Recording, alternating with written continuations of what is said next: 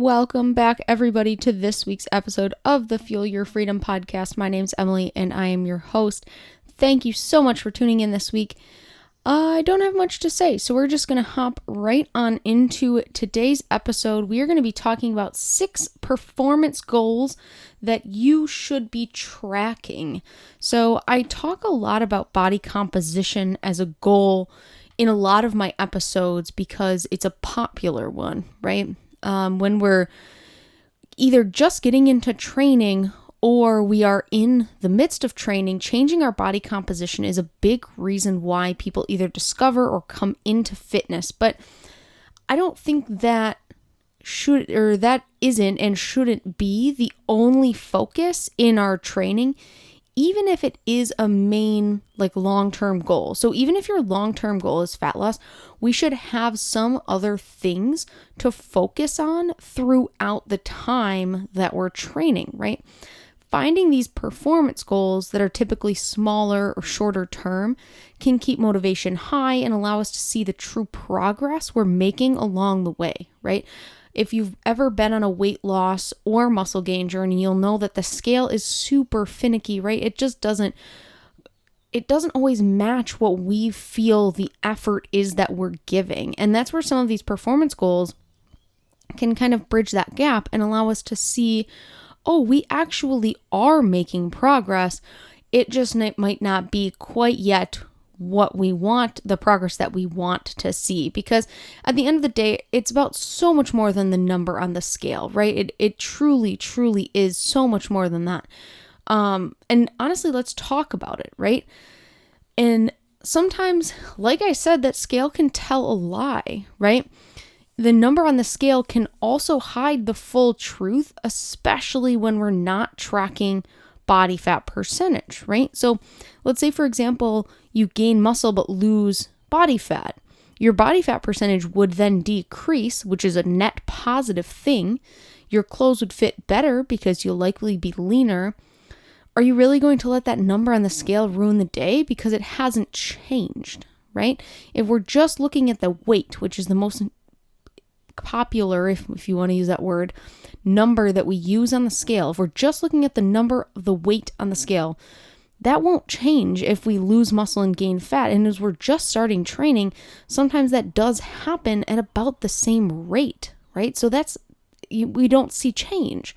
But if you're feeling better, if you're looking better visually, if your clothes are fitting better, I think that still is progress. But we can sometimes, when we're just so focused on only the scale weight and the scale weight doesn't move and the scale weight this and that, that's where we kind of lose the forest through the trees, if you will, where we don't see the true progress that we do actually make. So that's where some of these performance goals can also come into play, right? They matter. They might even matter more than the number on the scale. You might even find that as you lift more weight in the gym, you can do other things outside of the gym. You can go for hikes and not be sore. You can play with kids or grandkids or any number of things. So let's dive into the top 6 that I think are the performance goals we should be tracking throughout our journey. Some of these will be, performance metrics as well that we'll be able to use, but also other things that we can pay attention to that aren't the weight on the scale as we're going through our fitness journey. So our top 6 are going to be lifestyle factors, weight on the bar, reps we complete, how long you rest, control of the weight or during the exercise, and then the rate of perceived exertion. So let's hop into each one of those 6, kicking it off with lifestyle factors first. So when I say lifestyle factors, I'm referring to sleep, stress, hydration, nutrition, right? All of these things play a huge role in how we're feeling on a day-to-day basis and, quite honestly, how we're performing in our workouts. Tracking these might seem meaningless for a single day, but what if you learned that when you're more stressed, your sleep performance is decreased, or if you're less hydrated, your recovery suffers and you feel it the next day in training sessions, right?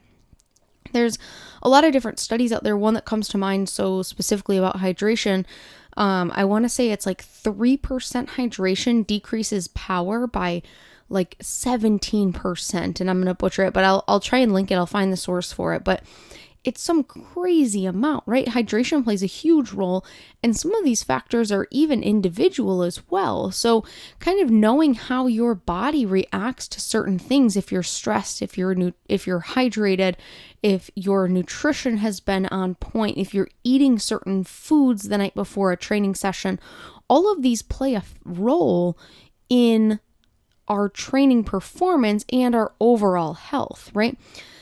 The easiest way, I think, to track these is via an app, activity tracker, or just journaling them, right? How are you feeling on a scale of 1 to 10 for all these metrics? If you note them like in the morning, at night, at mealtime, right? Just fit something in, write down your top couple metrics there, and just kind of note them throughout. Now, again, you might not notice big changes day to day, but over time, you'll be able to see patterns that can emerge, right? So personally, I use 2 programs that are subscription-based to kind of track mine. One of them we have at Unity. It hosts all of our programs, our Bridge Athletic programming software, and the other one is a Whoop that I wear daily that kind of informs my training and informs me on kind of some other habits. But before wearing the Whoop and then shortly after getting the Bridge Athletic software, I never really paid attention to how certain things affected my sleep. Like I would assume that sure, like if I was less hydrated, I wouldn't perform as well, right? Or if I didn't have as much sleep as I usually do, I'm not going to perform as well. But I didn't know the actual data. And for someone who enjoys the data, it's very empowering for me to know that, hey, like if I have a late meal, which is a real example, if I eat usually within 2 hours of sleeping, my sleep is not as deep as if I don't eat. Now that's a pretty cool fact to know and has truly changed my eating habits. I try to eat earlier so that I don't have to eat a big meal super late, or if I do eat late, I'll try and stay up. So even though I might get less sleep, I'll get higher quality sleep because I'll have stayed up and allowed that food to digest. So both of these apps do a great job at tracking specific habits and giving me compiled data and things like that as I go. But you don't need the apps to do it. There's a number of free habit tracking apps to kind of inform yourself.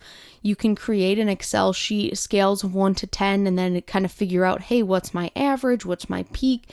How am I feeling? What trends can you find there? Those lifestyle factors really do play a big role in things outside the gym. Moving on to number 2, we have weight on the bar, right? It sounds simple, but don't you want to learn how much stronger you're getting, right? We have to track our weights. I know, trust me, I'm there too. I'm like, I'll remember what I did last week. Like, oh, I know that I used the 25s. But what if you don't remember? What if you want to look back in like 3 years and you see like, hey, I started with the 10s and now 3 years later I'm at the 50s, right? That's pretty darn cool to see and can be both motivating and empowering to take action and keep moving forward. So I always suggest having some sort of log, whether again, it's an app. I want to say I've used FitList as an app in the past, but a good old-fashioned Excel sheet, journal, training journal, whatever. Again, at Unity, we use Bridge Athletic for our programming software. So we use that kind of compiles all our data, but we used to use just Excel sheets, and we have folders and folders of Excel sheets for all of our members of all their past history that we can look back and kind of see what they've done, which is pretty cool when you look back at it. So moving on to number 3, reps you complete. So some exercises are tough to regularly add weight, right? When my 5 to 50 pound example there, that might be even overshooting it. That's going to be a tough sell. If we've been lifting the same time, right, or the same weight, for a long period of time before you're able to even add a pound, especially at a high training level. So if you've been training for years, it's going to be really tough, especially if you've found the right weight for you to be working at your sets at. It's going to be tough to continually add weight. But in these cases, we want to make sure, as with other cases, that we're tracking the reps we complete as well, right? Did you get 9 reps on the last set when the program said 8, like mark it down, change the weight, right? Or change the rep count, don't change the weight. When you see then the program next week, maybe we shoot for 1 set of 8 and 2 sets of 9 if you have 3, or hey, let's try and complete all my sets at 9 instead of 8, right? So adding a rep here and there can be a great way to kind of track progress and feel like you have some reps in the tank. We're going to talk about RPE, rate of perceived exertion, later on. So tracking those reps can be a great way to kind of track progress as well. So this brings us to our next one, rest time, which isn't so much a marker of progress as much a control of the variables that are also present, right? So if we have a longer rest, chances are we're going to be able to complete more work, especially on later sets, right? So if our rest is 60 seconds, but we take 60 seconds after our first set, 60 seconds after our 60 seconds after our first set, but after our second set, we take 120 seconds, chances are we're going to be less fatigued if our body's recovering properly, and we're going to be able to have the ability to do more work, right?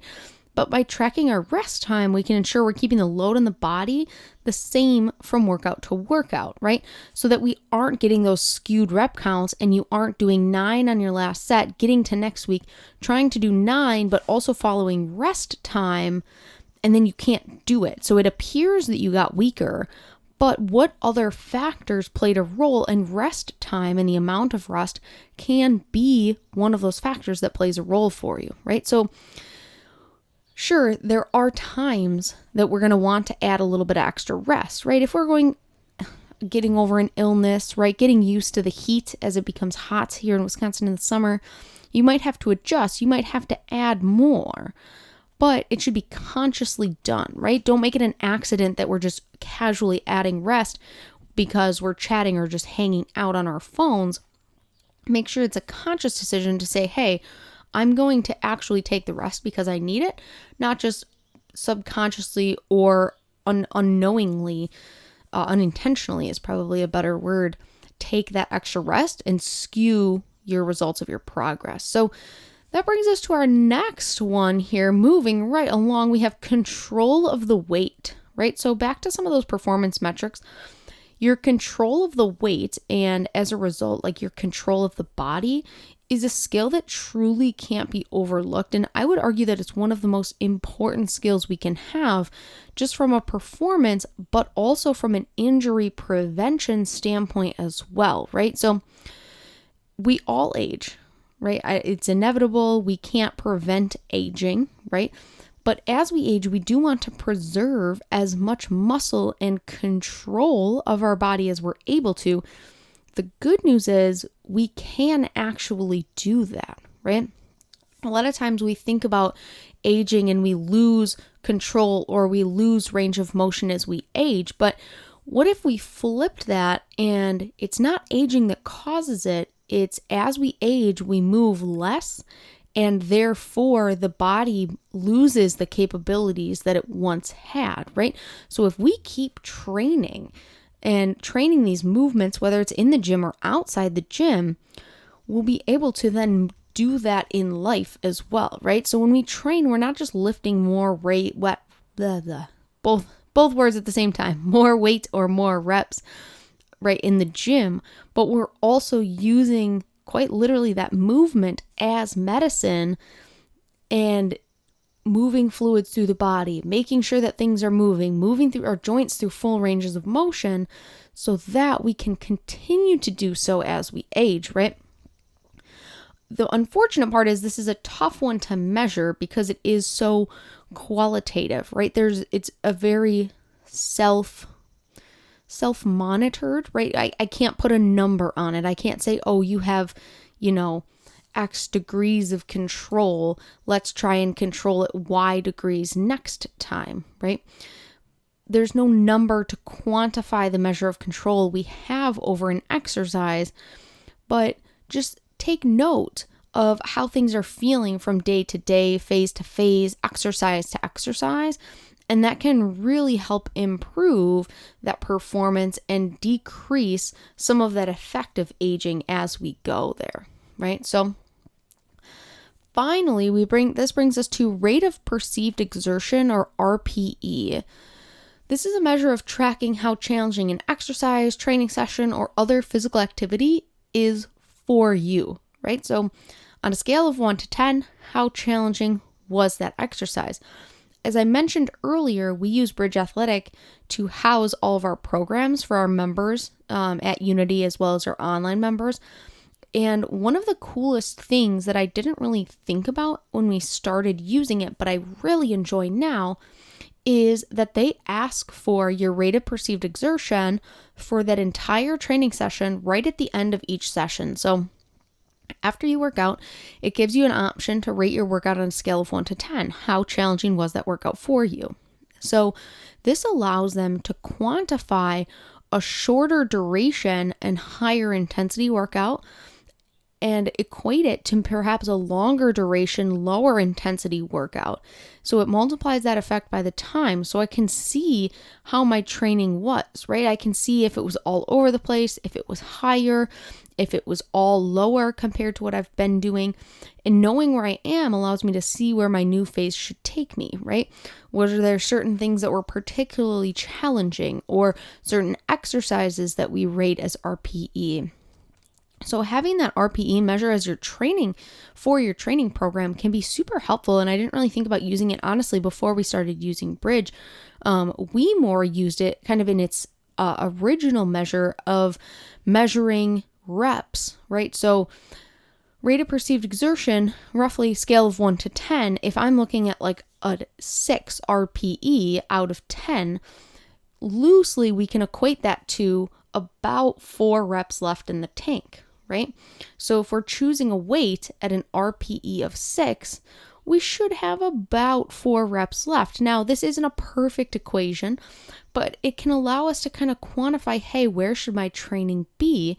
Because we know, or should know, maybe this is the first time you're hearing of it and this is like a bomb drop for you, but not all of our training should be at maximal levels, right? We don't have to max out. We don't have to lift the heaviest weight possible every single time. It's about optimizing our current training and then peaking for whatever we're peaking for in the future. So using that RPE scale, we can gradually increase our RPE. Maybe I do a set at 6 or a couple weeks at RPE 6, and then we go up to RPE 7, RPE 8, etc. When we get to an RPE 9 or 10, we know that that's the max out week for that phase, right? So we can use RPE in that way as well, but tracking it, again, as an overall session measure, but also as an in-exercise measure can be really powerful and really inform our training from day to day, as opposed to using just the weight on the bar number. It just gives us a little bit more information. I like to think of it almost like a cross between our lifestyle factors, kind of how we're feeling personally, with the weight on the bar and how we're lifting there, right? So both of those things kind of converge in that one measure of RPE. So there you have it. There's 6 performance goals you can keep track of for yourself to keep on track with the goals. I know I just use a lot of keep, but 6 performance metrics that can keep you on track with your goals, whatever they may be. Again, whether it's weight loss related or not. So as always, this brings us to our empowered action for this week. So are you tracking any of these metrics? If so, are you using the data that you're collecting, or do you just have a bunch of numbers on a paper? If you're not using the data, that is your action for this week. Use the data to inform your actions. So if you know, for example, I'll use my example, if you know eating late at night causes you to have worse sleep, what can we do to change some lifestyle factors to improve that and move on and improve our quality of sleep, right? So start to use that action, those data to inform your actions. If you're not tracking any of these metrics, what would be the best option for you? How are you going to use that information you collect from that best option, right? Pick 1 or 2. It doesn't have to be all of them. I know I listed 6 and it can be quite overwhelming to start with 6. So let's pick 1 or 2 and just start tracking some data, get some numbers, right? At the end of the week, and it might take a couple weeks, you might not notice trends right off the bat, especially if you have sporadic weeks, but start to use that information to make informed decisions. Start to use that information that you gathered. We're essentially running an experiment on ourselves using the data we collect to then predict and use that for future actions. So really cool stuff. Really, really cool stuff. It might take beyond this week, especially if you're just starting tracking. You might not notice those patterns. And I do know we have a lot of members that listen. So if you log into your desktop version of Bridge Athletic, you'll be able to see all of your performance log surveys, and you'll be able to see, and again, you guys know what this is, but you'll be able to see kind of those trends and kind of match them up. So pretty cool stuff, especially when you notice like, ooh, every, Tuesday that I train, my body doesn't feel good, or I'm not hydrated on Tuesdays. Like, what's happening on Monday, So kind of some neat stuff to dive into, especially if you're into the data like I am. And then we can use that data, again, to make informed decisions. Because as we know, the textbooks don't always know you. They just know the people in the textbook. So we can always use these experiments to kind of inform and further our own training and goals. So that's all I got for you guys this week. Thank you so much for tuning in to this week's episode. As always, if you are listening on Apple Podcasts, I would very much love it if you left a rating and review. It does help the show to grow and to reach more people.